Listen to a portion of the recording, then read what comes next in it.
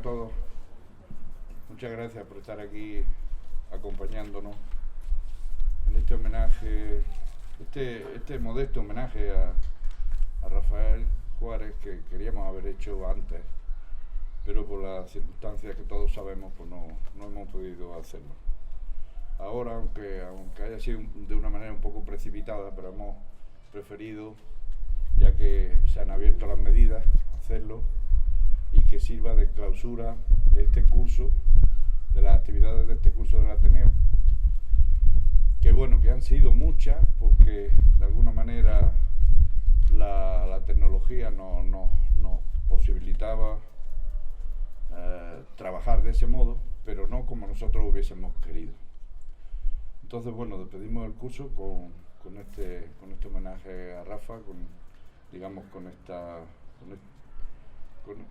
este acto que yo creo que a él le hubiese gustado, porque es muy entrañable, muy íntimo, y que nos puede ayudar a tenerlo presente, a estar con él un rato. Bueno, hemos elegido a 3 personas que estuvieron en 3 momentos muy importantes de su vida cerca de él, para que, bueno, pues para que hablen un poco de esa experiencia, para que lo recuerden. Yo tuve una época también de mucha proximidad con Rafa. Lo conocí cuando estaba estudiando su licenciatura en el curso 1977-78, que fue un curso muy significativo, porque fue el curso en el que nos subimos desde Puentezuela a la Facultad de Cartuja. Y en ese año, bueno, enseguida entré en contacto con él, porque yo le daba clase y él era uno de los alumnos más brillantes del curso. Y además tuvieron un proyecto muy interesante que nos propusieron algunos profesores, que fue hacer una revista, que en principio, bueno, iba a ser solamente una revista universitaria, pero finalmente fue una revista que trascendió el ámbito universitario, y que aunque se editaron pocos números, pero yo creo que ha quedado por su calidad, por su vanguardia en el diseño gráfico, porque fue Julio Juste el que hizo esa revista Letras del Sur, cuyos números, algunos de los números que se editaron son verdaderamente interesantes, sobre todo desde ese punto de vista. Bueno, luego Rafa, como todos sabéis, se hizo cargo de la librería Al-Ándalus. Bueno, se habla por ahí en la Wikipedia, en todas esas cosas, de que fundó la librería. No es que él la fundara, la librería ya estaba desde a principios de los años 70, fue que la compró él con algunos socios. De hecho, me invitó a mí a que participara en esa adquisición. Y bueno, de pronto, enseguida, la librería se transformó en un centro cultural, ¿no? En torno al que Rafa irradiaba. Él creó muchas actividades, se hacían lecturas, se hacían presentaciones.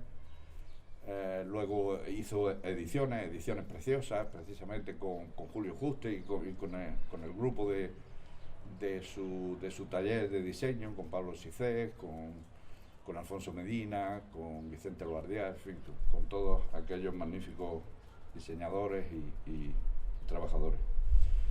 Y durante esa época yo tuve con él mucha intimidad, porque yo pasé en los primeros años 80 una época difícil, y él fue mi confidente en esos años, y era una persona estupenda, siempre receptiva, siempre abierta y siempre dispuesta a dar el consejo más oportuno y más pertinente, a pesar de que yo era unos años mayor que él, ¿no? Bueno, yo solamente quería decir que en fin, que siempre me pareció un poeta estupendo, al que admiré por esa capacidad que tenía de síntesis, de estilización, de inteligencia, en esa línea española tan fecunda de los poetas, de los grandes poetas como neopopularistas, como Juan Ramón Jiménez, como Machado, como Muñoz Rojas, como Pablo García Baena, que de la estirpe que de algún modo él forma parte, ¿no?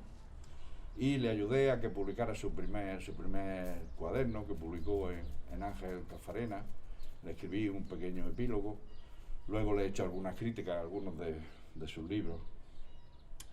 Pero aparte de mí, que quería de un poco rendir este recuerdo y este homenaje, hemos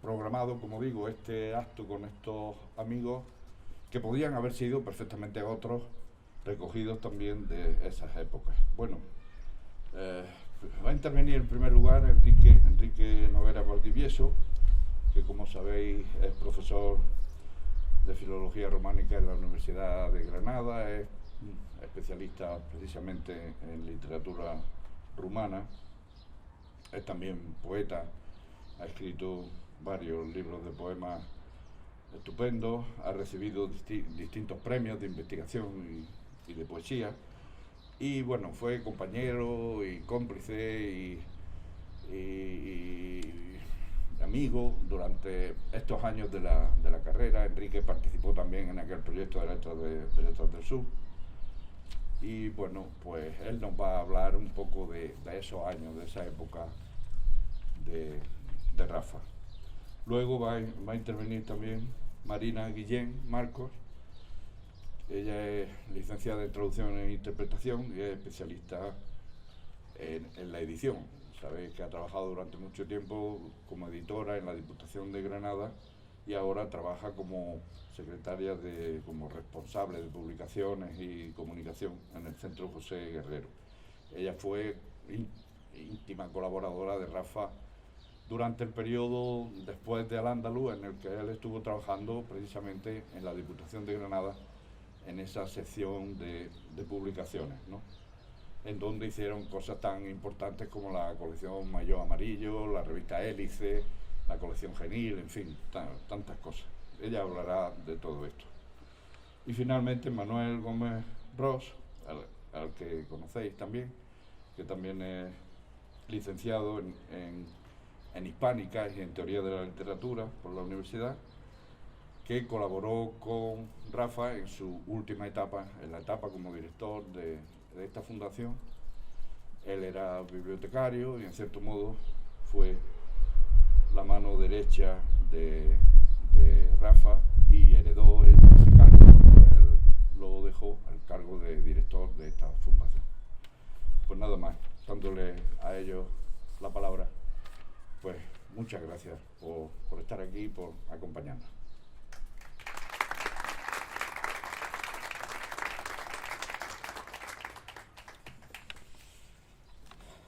Buenas tardes. Como sabéis, los que me conocéis, no me gusta mucho eso de hablar en público, así que no lo paso muy bien.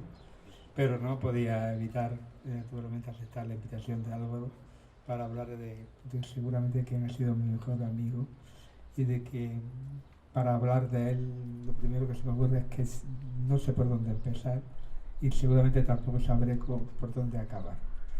Podría estar hablando de Rafa mucho tiempo, hilvanando recuerdos que a veces son dolorosos, a veces son incluso simpáticos.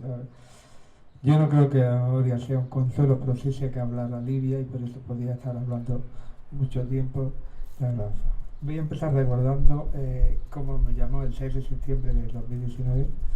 Yo acababa de llegar de Barcelona y subí a la facultad para devolver un libro, y al salir me llamó para decirme sin más que se moría. Nunca he sentido, y a esta altura de mi vida, naturalmente, hay muchos amigos que han muerto y he sentido mucho su muerte, pero no he sentido esa sensación de que empezaba también como a morir yo, en el sentido de que de alguna manera acababa un pilar de mi vida. De alguna manera yo he estado unido a Rafa más intensamente siempre, pero más presentemente, digamos, o menos según las etapas de los años que han ido pasando, desde que nos conocimos en el año 74, 73 seguramente, pero sobre todo 74, cuando empezamos a tener una relación casi diaria de cafés que duró hasta casi cuando él se casa y yo me voy a Córdoba, si yo recuerdo bien, en el 84, ¿verdad? Y durante la cual naturalmente vivimos miles de cosas y que yo no sabía por dónde empezar a contar. Era una persona excepcional, no solo era un excelente poeta, era el mejor poeta, porque también era la mejor persona que yo he conocido, y lo digo sinceramente. He intentado escribir una cosa, pero no podía escribirla porque no podía. Y si algún día la escribo, ya la leeré. Yo lo conocí de una forma un poco, iba a ser una palabra rumana, chudata, un poco extraña, porque él la contó con ocasión de una comida que hicieron para mí mis amigos, que se acordarán, después de una enfermedad que yo tuve muy grave. Él contaba eso que yo la verdad no recordaba en ese momento, porque Rafa se confunde en mi memoria con mi juventud más antigua, con mi época de facultad, con los primeros años, los primeros poemas que escribía, y él decía que yo le había dicho que un poema suyo que había leído no me gustaba. No exactamente así, yo le dije que no me gustaban los poemas que se basan en anáforas, que es una estupidez muy gorda, porque mi primer poema publicado son anáforas. Pero bueno, yo no sé por qué le dije eso en aquel momento, y lo recuerda, y yo desde entonces que él decía, nos hicimos muy amigos. Yo podría recordar miles de cosas, desde luego desde esa revista que hicimos, que ha citado Álvaro Salvador, las reuniones para Celda, que surgió en una idea de José Martí Rubí, que no está, hace mucho que no se ve él, ¿no? Pero cómo llegó a tener cierta entidad esa revista, y hay otro libro que habla de ella, y yo recuerdo con gran cariño. Pero antes incluso, él y yo me acuerdo que hicimos un intento de otra revista, de la que quizá en el caos de papeles y no sé, el desorden absoluto que me persigue a mí desde siempre en mi casa y que conocen mis amigos, quizá haya alguna muestra todavía, algún poema inédito, algún fragmento de esos modelos que hicimos para hacer aquel número de revistas que nunca salió. Salió gracias a que Álvaro y otros profesores nos ayudaron, y entonces salió esa revista de Letras del Sur. Si no, seguramente tampoco habrá salido. Pero bueno, esa es leer poemas suyos, leernos poemas mutuamente, pasar muchas noches juntos, noches de las que hay miles de anécdotas que hay que recordar. Y yo siento que aquí quizá tendría que estar Jesús, porque su memoria prodigiosa seguramente recuerda muchas más cosas, muchos más detalles simpáticos o al menos llamativos de aquellos años de estudiantes, cuando bajamos de la facultad salíamos juntos y bajábamos de la facultad parando en cada bar del camino, que era una cosa que podía ser muy peligrosa cuando llegábamos al final, cuando quedábamos por la noche a estudiar, cuando trabajábamos, si llegábamos al final, sí, nos daban al amanecer de noche. Bueno, cosas propias que seguramente cualquier estudiante puede recordar de su época, pero que yo digo naturalmente a Rafa Juárez. Cómo hizo su primer libro, cómo fuimos, también yo le enseñaba poemas míos, cómo me fue contando cosas de familiares íntimas, cómo tenía una relación extrañamente intensa, pero no demasiado explícita en muchos aspectos, porque Rafa era también reservado como yo lo soy. Pero teníamos una comunicación yo creo que no he tenido nunca una comunicación con nadie tan intensa. Algún amigo mío, muy querido también, que ha muerto tampoco hace tanto, e incluso he escrito un poema, pero nunca he sentido eso que he sentido con Rafa Juárez, que Rafa era parte de mi vida, y al morir Rafa, yo empezaba a morir, empezaba a ser otro mundo, otro tiempo. En Plan Simpático recordaría que nosotros fundamos una cosa que llamamos La Élite, que era simplemente significa alrededor del té, no era la élite, era alrededor del té, de Eli en griego. Y cada vez que, bueno, eso tuvo mucha literatura, pero es el primero que te falta de ese grupo. Y por eso también quizá refuerza esa sensación de ese tiempo acabado, de ese mundo cerrado que a mí me emociona mucho cuando hablo y cuando leo sus poemas. Durante mucho tiempo he resistido a leer su último libro. ese libro espléndido que es toda la despedida, yo lo he leído hace muy poco, porque me daba una especie de pavor leer su último libro. El libro tenía una parte que había publicado nosotros, la pequeña editorial que tenemos nosotros, el Eugenio Maligno, que es La Muerte Blanca, que yo sí conocía, pero esa idea de que ya no habría más libros, aunque cuando leo un poema de Rafa siempre dice cosas nuevas, como todos los grandes poemas, los poemas de Rafa. Ahora he estado leyendo uno de las primeras etapas de Para Siempre, y siempre son nuevos, pero había también algo, sensación de que no habría más entrega, que era como el último momento de comunicación intensa entre él y yo, y por eso me resistí a leerlo hasta hace, digo, pues un par de meses, y no sabría por dónde seguir. Yo recuerdo la librería de Andaluz con mucho cariño. Yo iba casi a diario a la librería de Andaluz mientras estuve en Granada, pasaba allí para cerrar, y muchos quizás yo daba como el toque de cierre de la librería. Yo bajaba del instituto o de la facultad después y me pasaba en la librería casi a diario, era muy raro que yo no pasara. Tampoco saltaba nunca los sábados, los alegres sábados del Andaluz, que se acordaron mis amigos de que están aquí sentados, y espero que después hablamos. Nosotros pensamos que es mejor que hablemos poco, y esto acabe siendo una conversación en la penumbra, porque va a ser, dentro de poco va a oscurecerse, y somos todos amigos de él. Y sería mejor casi que habláramos de eso. Ya Rafa era, como digo, la mejor persona del mundo quizá que yo he conocido, el mejor poeta también, pero porque también era la mejor persona, y no siempre se dan las dos cosas juntas. Le debo muchos favores personales, me ayudó mucho en la época en que yo fui operado de trasplante hepático, como supongo que sabéis casi todos. Él estuvo allí y estuvo presente siempre, y desde entonces volvimos a vernos con bastante frecuencia. Los últimos 2 meses, 2 años quizás, no 2 meses, lo vi menos, pero para mí yo recuerdo que me había llamado para decirme que estaba en Madrid, ya tienes que hacer Madrid, me dijo, y a la siguiente llamada fue la que he contado al principio, decirme me estoy muriendo, me llaman para decirte que me voy a morir. Eso fue, y yo no sabía qué decir, no sabía qué decir, y bueno, he contado eso en un poema que se ha publicado en un libro que se presentará en septiembre, creo. La librería Andaluz, los primeros libros, la Letra del Sur, aquella revista antigua, tantas noches de marcha de aquella época, el partido, como era el jefe, nuestro jefe del partido, como yo viajé con él a Estepa durante unos días, como canté un fado delante de su familia. Entonces yo estaba con la portuguesa y con la rumana vino después. Como todo eso son recuerdos que no puedo, que están aquí y que, claro, no sé dónde parar y dónde empezar, no sé dónde. Ese viaje a Estepa fue, me acuerdo que me obligaba a beber fino porque decía que beber cerveza no estaba bien visto en Estepa, y yo cogía una borrachera bastante lamentable. Bueno, aquellos días, que no fueron muchos días, nunca volví a Estepa, excepto ya por desgracia para su funeral.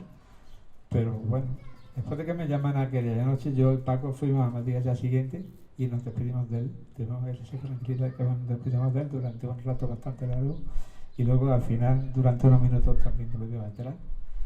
Yo seguí después para IAS, donde me esperaban, y Paco se quedó en Madrid unos días.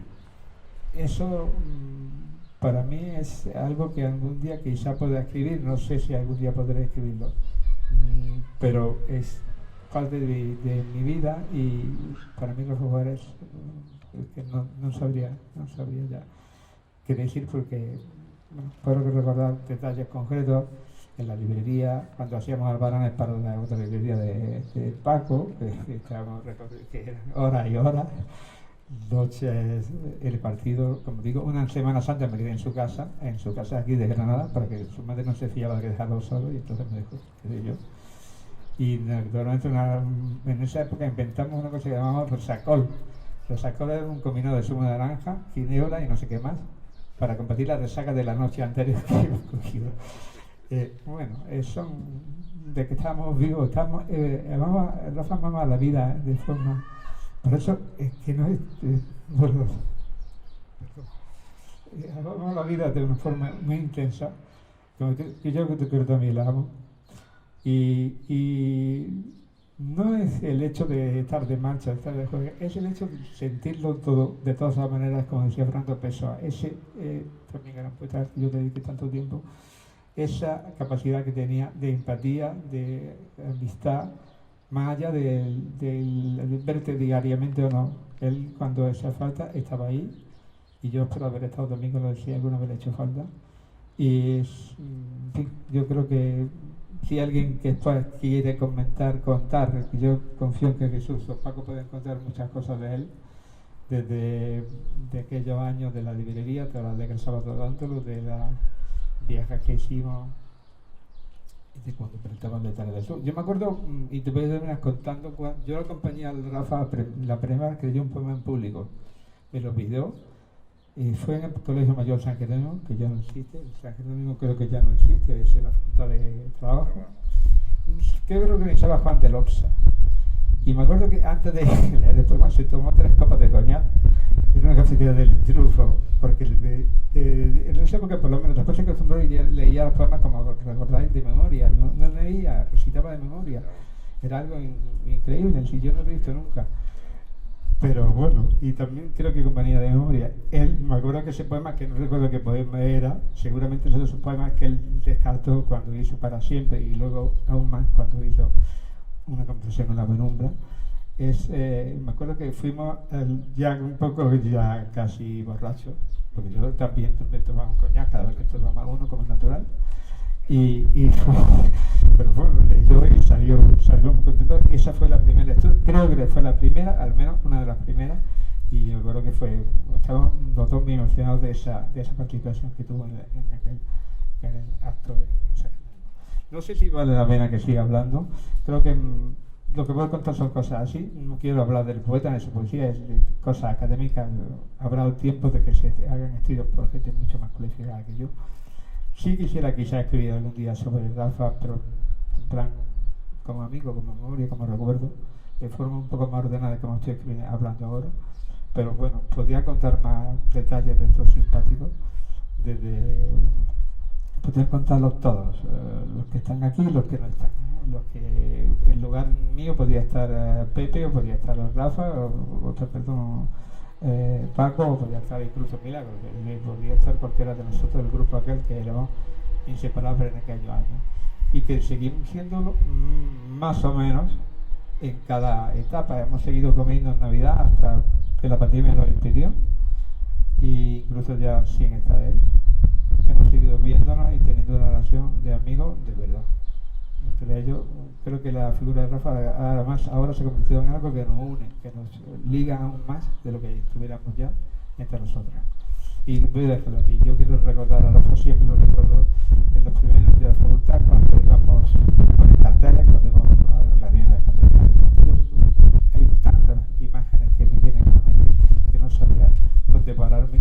Como he dicho antes, lo difícil de hablar de Rafa Juárez, por dónde empezar y también por dónde terminar.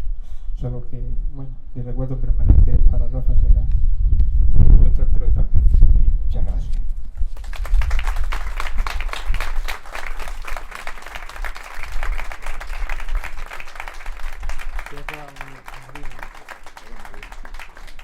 Bueno, deja a Marina que contará más cosas.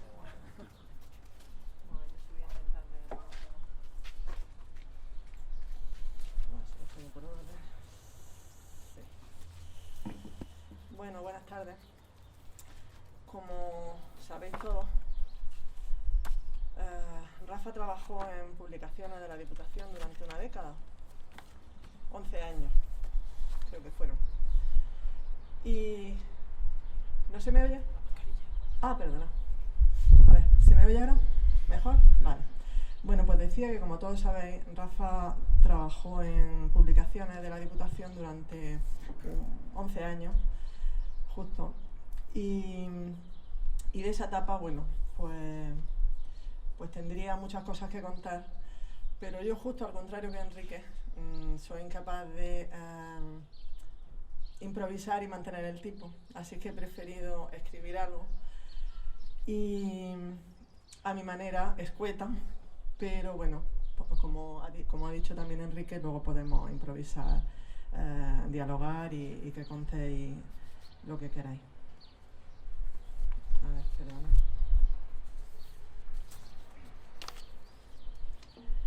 Cronología entre libros con final. 1994. Rafa apareció en mi vida cuando esperaba a mi segundo hijo. Ambos llegaron el mismo año. Bajaba de Cogollos hasta la ciudad, casi siempre en autobús, con un aire relajado. Le colgaba del hombro una cartera donde guardaba las pruebas de los últimos libros que íbamos a publicar.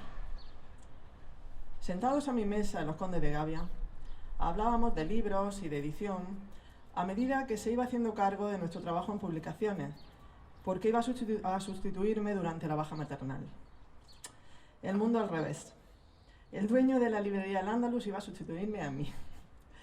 Cuando fui cobrando confianza, un día le pregunté cómo es que había sido capaz de dar ese salto al vacío, desde su librería a una ocupación ocasional e incierta por entonces.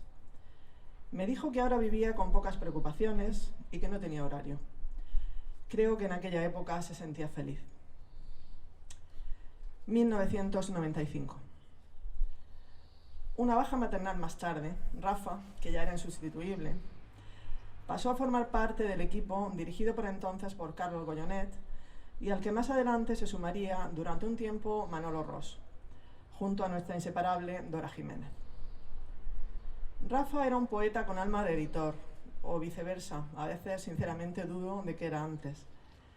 Y concebir libros junto a él pronto pasó a ser una tarea emocionante que nos salvaba de las rutinas y de los absurdos. Acudir al trabajo cada mañana significaba ir al encuentro de los amigos, al menos para mí. 1995 fue el año en que publicó Aulaga, que me dedicó con un pequeño guiño. Para Marina, mi amistad en tapadura. Esta es la tapadura y os voy a leer unos versos de Aulaga.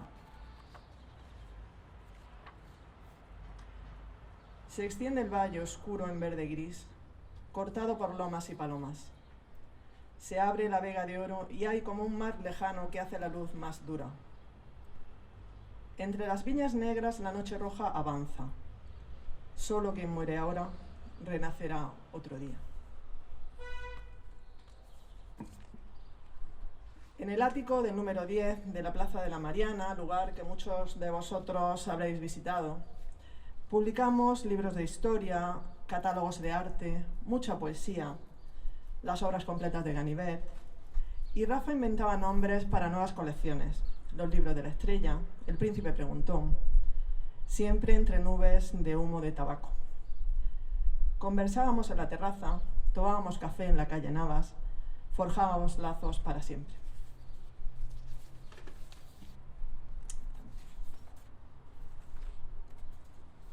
Perdona, pero me está pasando algo raro. Vale. 1999. Roma. Rafa cayó enfermo en la isla Tiberina y una ráfaga de dolor abrió la puerta.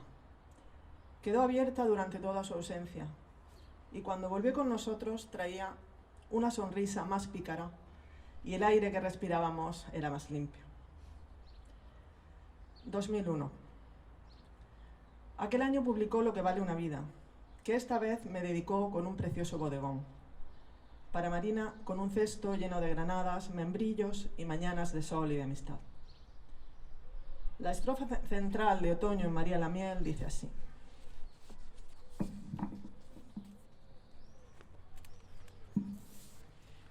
Celebremos, amigos, que el otoño comienza y aclaremos con vino las esperanzas nuevas, los afanes de siempre, mirar la lluvia fuera, sentir la niebla dentro, querer y que nos quieran.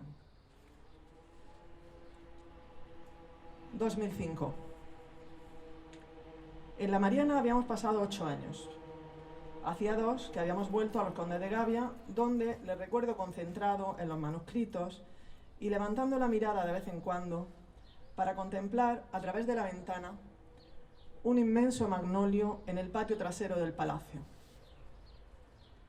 Pero ahora Rafa se marchaba para hacerse cargo de la nueva etapa de la Fundación Ayala, aquí en el palacete de Alcázar Genil, Desde entonces hubo muchas ocasiones para colaborar y muchos motivos para encontrarnos, aunque lo que habíamos construido iba siendo desmantelado pieza a pieza.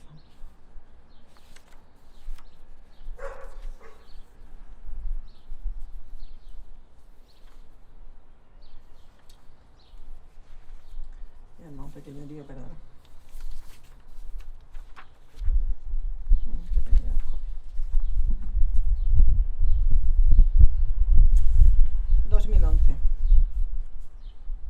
Aquella ventana blanca junto a la que había colocado su mesa de trabajo en 2003 se había convertido en un poema y aquel magnolio en ciprés.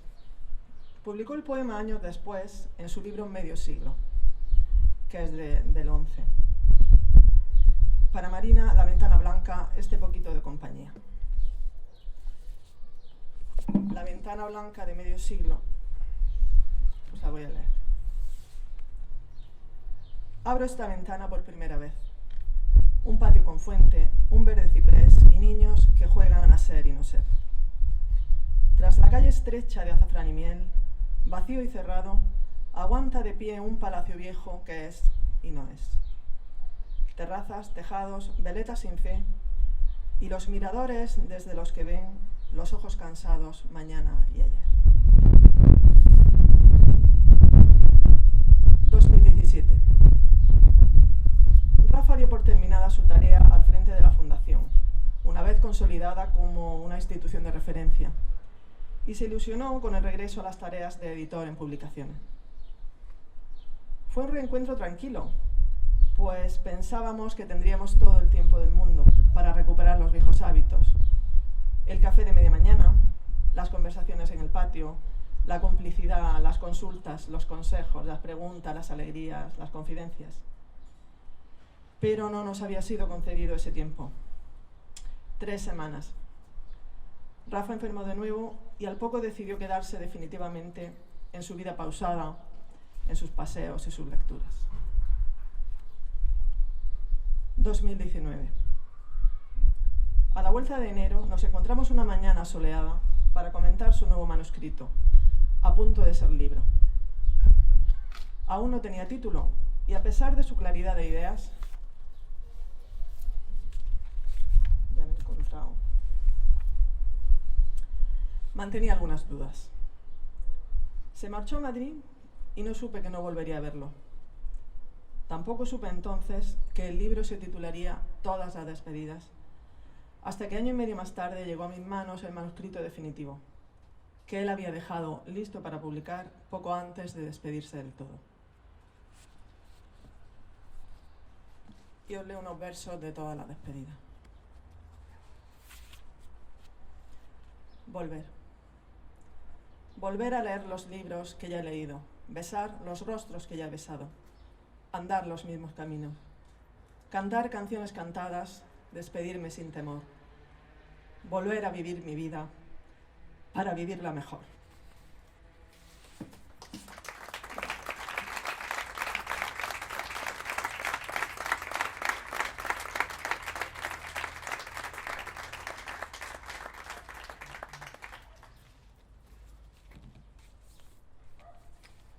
Buenas tardes. Y bien, como explicó al comienzo Álvaro Salvador, perdón, ahora que se supone que nos la podemos quitar y no lo hacemos, ¿verdad? Somos incorregibles.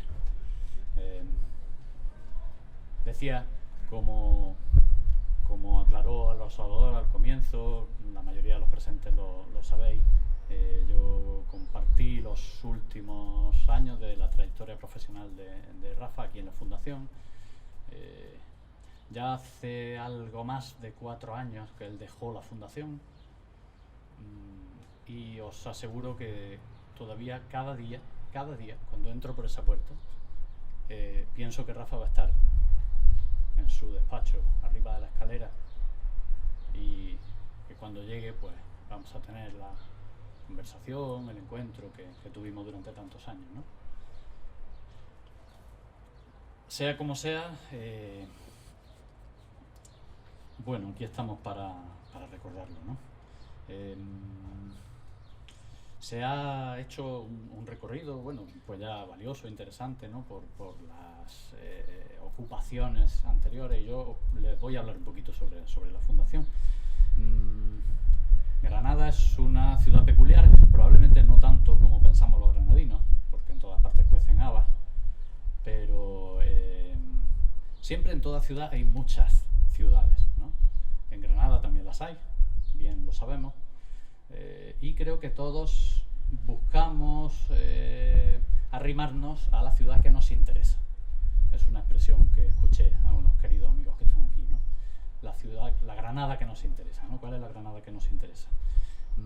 Rafa Juárez era uno de los principales representantes de esa ciudad, de la ciudad que nos interesa, de la Granada que nos interesa. Sin ser granadino, no le hizo falta, además.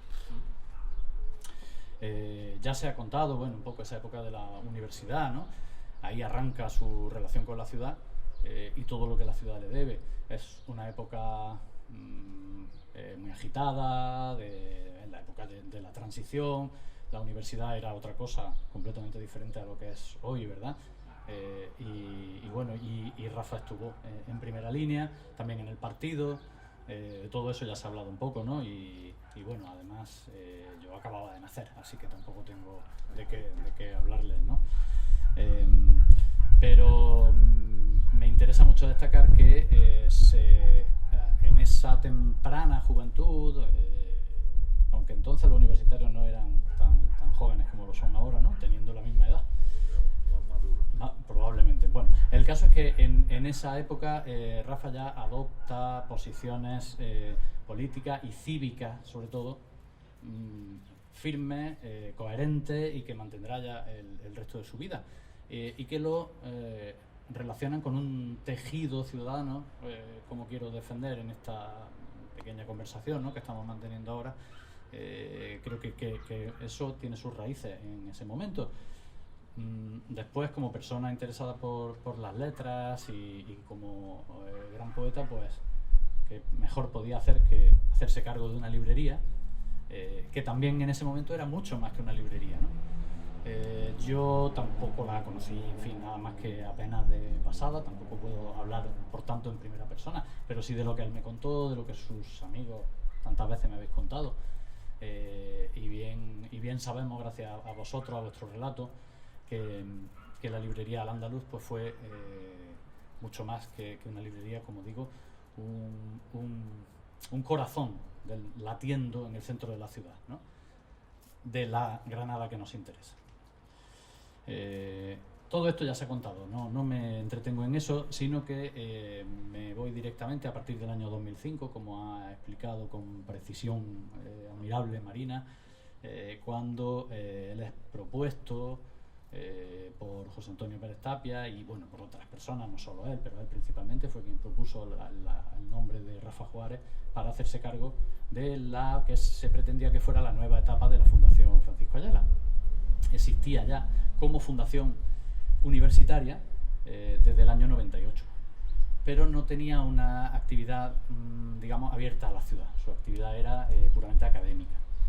Se aproximaba el centenario de Francisco Ayala, que como saben había nacido en el año 6, por tanto en 2006 iba a cumplir 100 años, en el estado de forma tan admirable que todos recordamos, ¿no?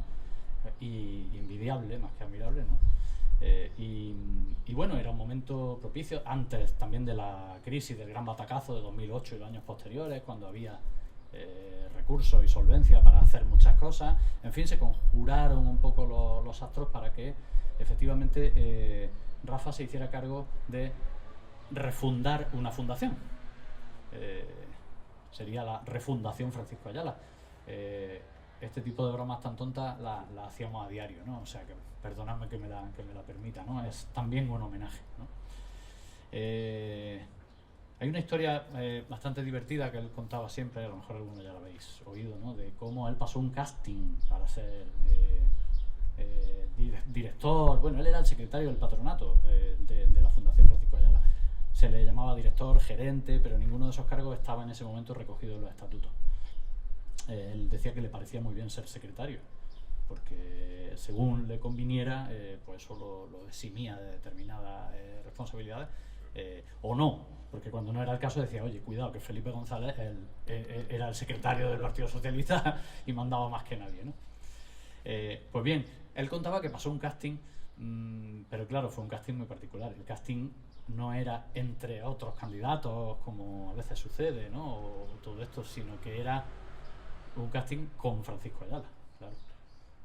¿Cómo ibas a poner al frente de la fundación a alguien que no fuera del agrado del fundador y de la persona que da nombre a la fundación? Y tuvo lugar, he oído 2 o 3 versiones, pero todas se parecen, es decir, que deben de ser más o menos como lo voy a contar. Tuvo lugar una comida en el restaurante chino, que algunos conoceréis, que está, creo que se llama Asia Gallery o algo así, que está en el Hotel Palace en Madrid. Muy cerca de la casa de Ayala. Era un lugar que Ayala y Carolín frecuentaban. Y bueno, Rafa contaba cómo le habían sudado partes del cuerpo que ni siquiera sabía que tenía, ¿no? en aquella ocasión. El caso es que la comida fue bien, el casting fue bien. Él entabló esto me parece muy valioso y hay que destacarlo. Él tuvo una relación con Ayala muy estrecha hasta el punto que podía serlo, siendo, como ha dicho Enrique, Rafa una persona reservada, casi hermética a veces, siendo Francisco Ayala, es decir, que tampoco era una persona a la que ya pudieras echar la mano por encima del hombro, ¿no? Pero me consta, porque eso sí que ya lo vi y lo viví yo, ¿no? Ya sí estoy hablando con alguna legitimidad desde hace unos minutos para acá. Sí que les decía, entablé una relación muy especial con él, ¿no? De la que tengo muchos testimonios. Quizá alguna vez haya ocasión para contarlo o ponerlo por escrito, ¿no? Sería una pena que se perdieran. Pasó el casting, digo, se apagó el motor del cambio, que había sido el centenario, con bastante éxito, diría yo, en fin, después de todo esto. Francisco Ayala siguió vivo todavía 3 años más, dando ejemplo. Y mientras tanto Rafa fue el alma de la nueva Fundación Francisco Ayala. Se ocupó, bueno, en primer lugar, la primera vez que él me llamó para explicarme la situación, nos vimos precisamente aquí y tiene que ver con lo que me contabas antes. Esto estaba recién vaciado y era un edificio, era el esqueleto de un edificio en ese momento, no había ni una silla donde sentarse. Eso en lo material, en lo demás también, es decir, había que hacerlo todo de nuevo. Y al cabo de poco tiempo, Rafa había convertido la fundación en lo que es hoy. Esto no es un public reportaje, o sea que no voy a insistir. Pero sí quiero que recuerden cómo se consiguió traer a Granada, consolidar, depositar ante el Protectorado de Fundaciones y hacer formar parte del legado fundacional el legado de Francisco Ayala, después también gran parte del legado de Carolyn Richmond. Hablamos de su biblioteca personal, de su fondo documental, de su archivo profesional, es decir, de toda una serie de documentos de un valor incalculable, ¿no? para los estudiosos de la literatura, de la historia cultural del siglo XX. Todo eso fue gestionado por él. Consiguió que se llevaran a buen puerto un proyecto que había empezado en una época en la que era relativamente fácil hacerlo, pero que lo más normal en otras manos sería que se hubiera perdido por el camino, que fue la publicación de las obras completas de Francisco Ayala en Galaxia Gutenberg. Empezó en 2007, ahí todo íbamos sobrados, acabó en 2014, cuando ya andábamos buscando monedas de euro en los dobladillos de los bolsillos, ¿no? Las obras completas son ejemplares también. Para un autor como Francisco Ayala son casi 10.000 páginas de absoluta referencia. Y todo eso pues también fue posible gracias a que Rafa estuvo ahí, lo impulsó, lo cuidó y lo dirigió. Y respecto a lo que tiene que ver con la ciudad que nos interesa, la Granada que nos interesa, lo voy a resumir con una anécdota tal vez un poco alegórica. La fachada de Alcázar Genil es esta.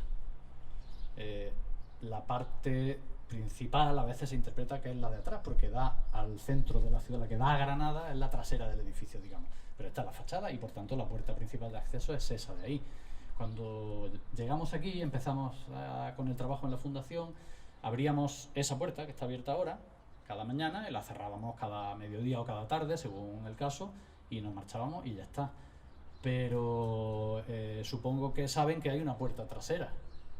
Esa puerta trasera, un buen día, al cabo de 2 o 3 años, estas ocurrencias que a veces tenía Rafa, que seguramente había estado pensando durante mucho tiempo y de repente aparecía con ella, ¿no?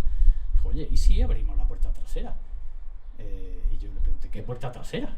Porque, en fin, estaba tan enterrada ahí en la maleza y eso. Bueno, tuvimos que llamar a un servicio de cerrajería que a su vez tuvo que pedir refuerzos porque eso no se había abierto, parece ser desde comienzos de los años 90, cuando el edificio fue reformado.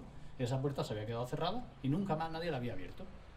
Hubo que hacer ahí una serie de operaciones de cerrajería muy complejas, pero a partir de ahí la puerta se abre cada día. La puerta se abre a que estemos todos aquí, a que pueda venir cualquiera, a que vengan colegios, institutos, investigadores, curiosos, incluso da lugar a que la gente lo utilice como el Corte Inglés, para pasar de una calle a otra. A veces lo más cómodo es entrar por la puerta de atrás y salir por la de delante, o al revés, ¿no? Esa apertura de la puerta se le ocurrió a él y me parece que tiene un valor simbólico interesante, ¿no? ¿Cuáles fueron las líneas maestras entonces del desempeño de Rafa en la fundación, que es para lo que se me ha invitado hoy a hablar aquí? Pues como Marina ha leído versos y poemas, y quizás después se lean algunos poemas más si os apetece, siempre estamos a tiempo de hacerlo, ¿no? Pero esta no era una lectura de poemas. Voy a hacerme el original y voy a leer textos de Rafa en prosa. Como la mayoría sabéis también, Rafa fue un prolífico autor de literatura gris, nunca firmada como su condición de literatura gris exige, ¿no? Porque escribía cuartas de cubierta, escribía solapas, escribía todo lo que se le ponía por delante, ¿no? Al cabo del tiempo, los que estábamos cerca de él reconocíamos si algo lo había escrito él solo con leerlo, ¿no? No hacía falta ya que me dijera, mira, he escrito este texto, ¿no? Pero bueno, voy a dejar que él explique cómo consideraba que debía llevar a cabo su labor, cómo se podía trabajar en una fundación, refundar una fundación, abrirla a la ciudad. Escribió Rafa así. Habla de plantear en la práctica cuáles son las funciones de una fundación literaria en la sociedad actual. La defensa del pensamiento crítico y diverso, surtiendo de medios y servicios a los investigadores e intelectuales de hoy.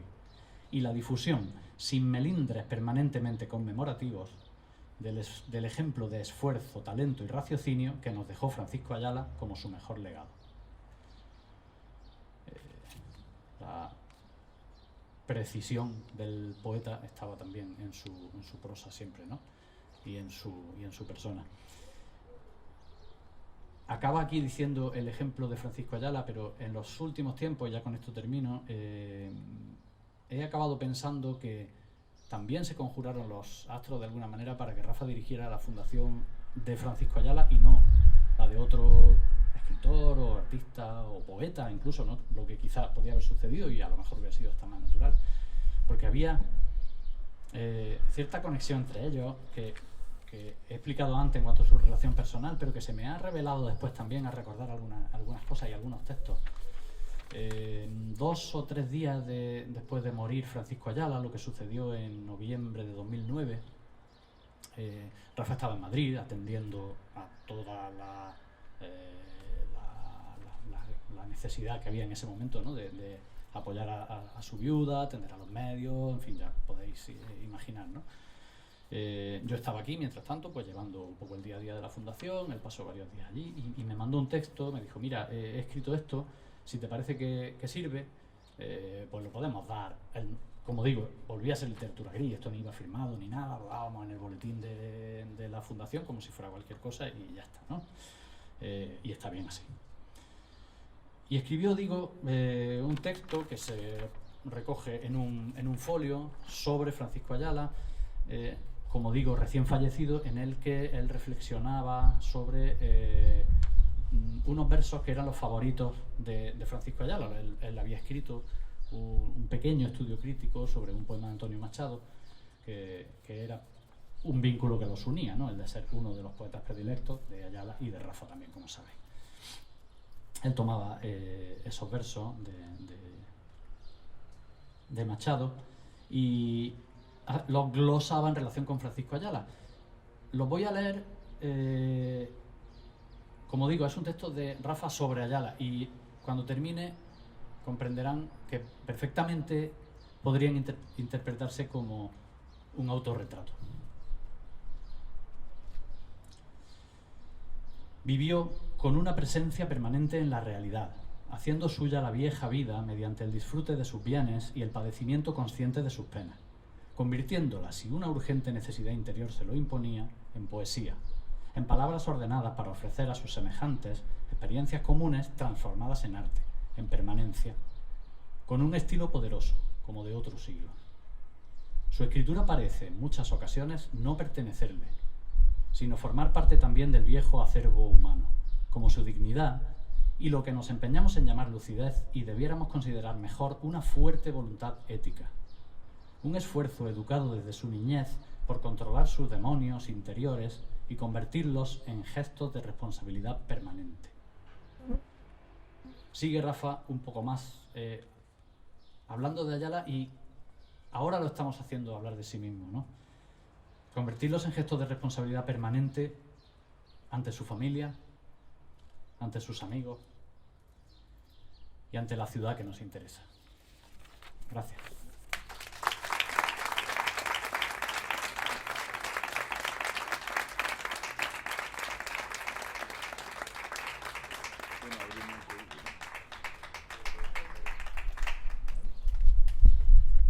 Bueno, pues muchas gracias a los ponentes, a los amigos de Rafa.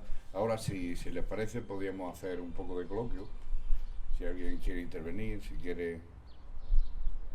quiere contar algo en relación con Rafa, o que conversemos de algo en concreto.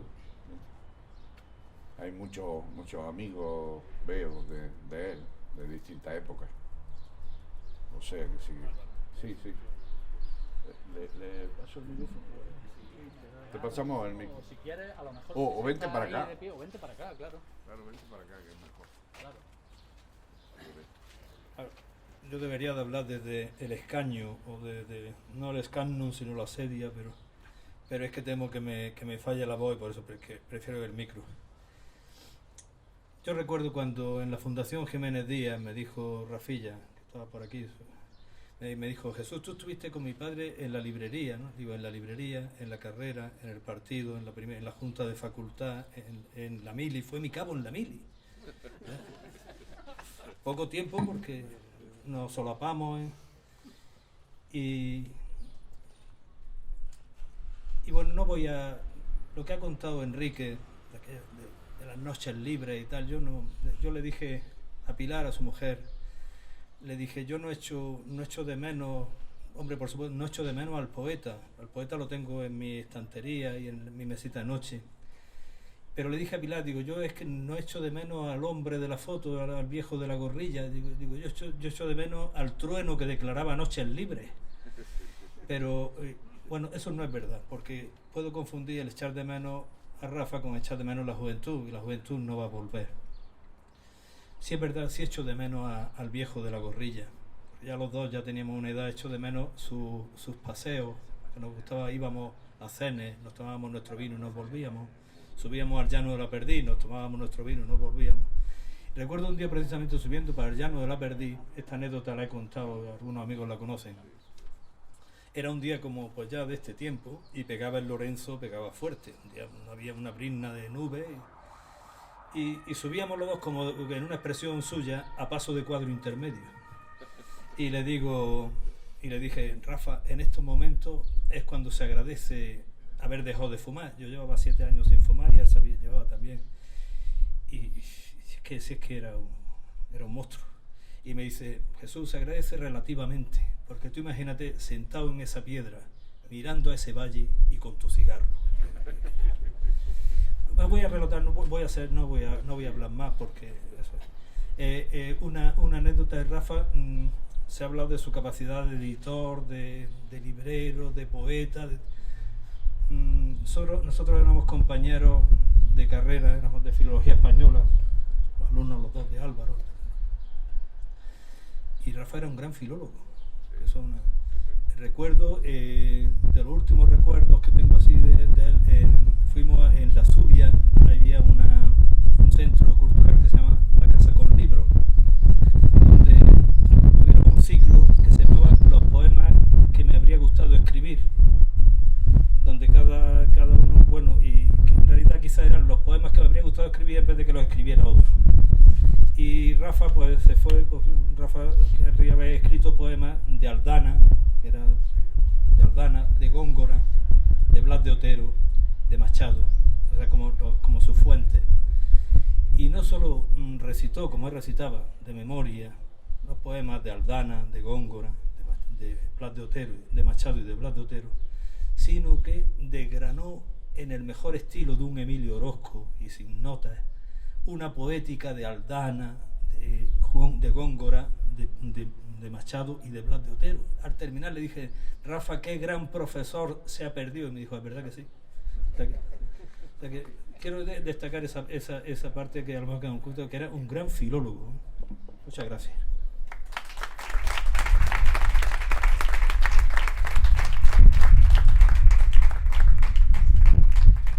Bueno, si alguien más quiere intervenir. Hubo también un Rafa relacionado con la tertulia, ¿verdad, Tato? También podías contar algo de eso, ¿no? ¿Eh? Me acuerdo de una cosa, pero no lo olvidaste después, ¿no?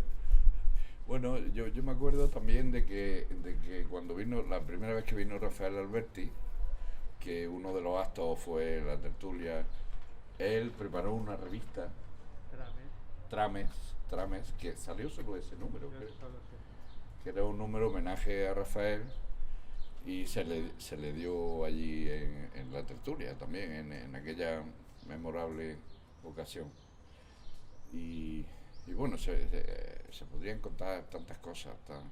A lo que ha dicho Jesús, que me ha hecho recordar a mí que cuando me dijo y me propuso a mí y a mi mujer de entonces que entráramos en la sociedad de la librería, porque entonces yo era rico consorte, ¿no? Y bueno, podíamos haber invertido y tal, al final decidimos que no y tal. Pero yo lo primero que le dije fue, pero vamos a ver, no vas a intentar quedarte en la facultad, no vas a intentar sacar unas oposiciones de instituto.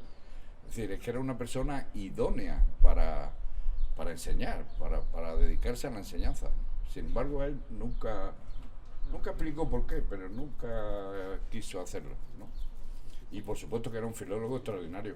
Uno de los estudios que hizo son los que ha citado Jesús sobre Aldana, que lo estudió pero a fondo, ¿no? Yo creo que incluso hizo una edición con Trapiello o con alguien de Madrid de poemas de Aldana. Bueno, y está también Venceslao, que también podría contar algunas cosas.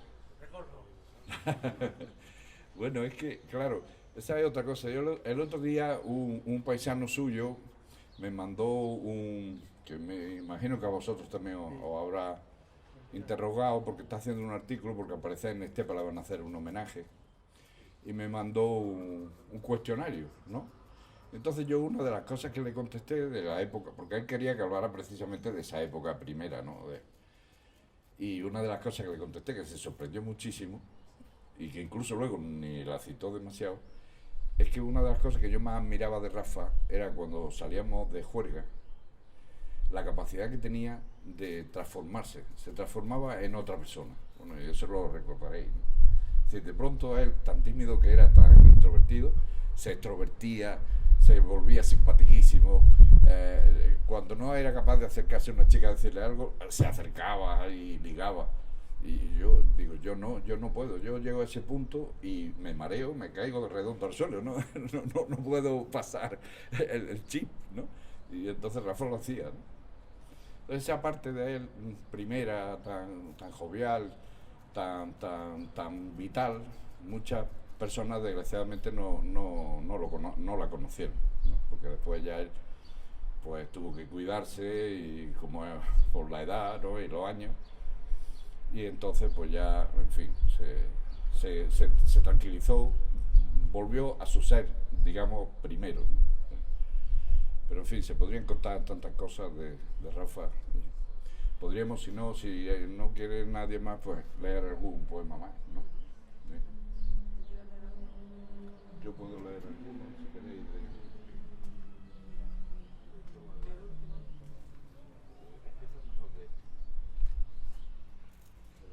De lo que vale una vida. Bueno, vamos a leer algún poema más. Aquí en Lo que vale una vida hay un poema que él le dedicó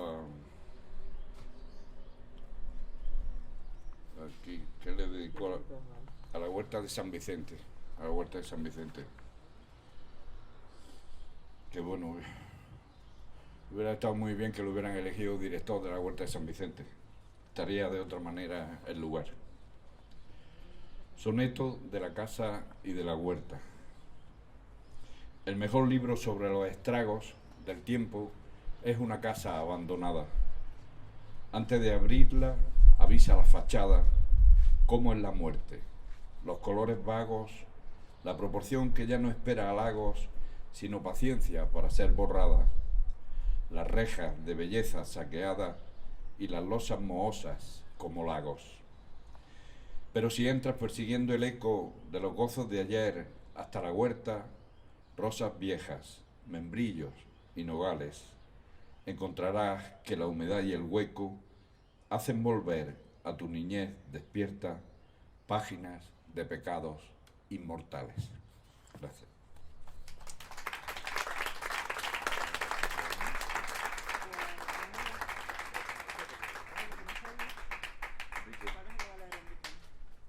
Enrique, ¿lees tú uno?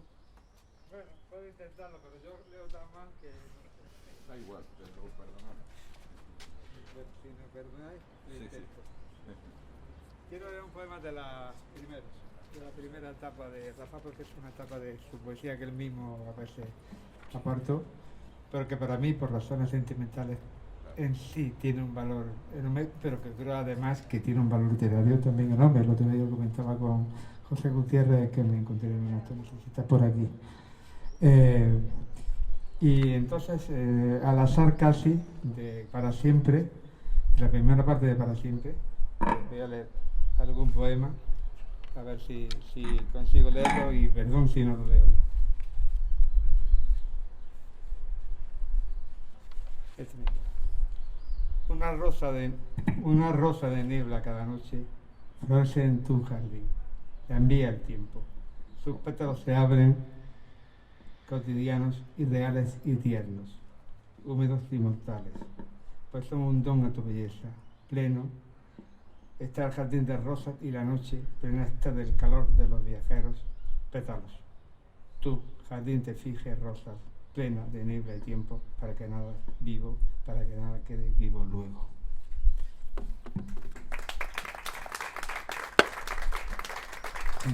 Puedo reivindicar también esa primera etapa de su poesía, que también merece la pena, porque creo que ahí también, para los que vimos cómo se escribía, cómo sentimos, cómo se grababan los libros que dieron lugar a este poema, tiene un valor sentimental enorme. Y ya está, gracias.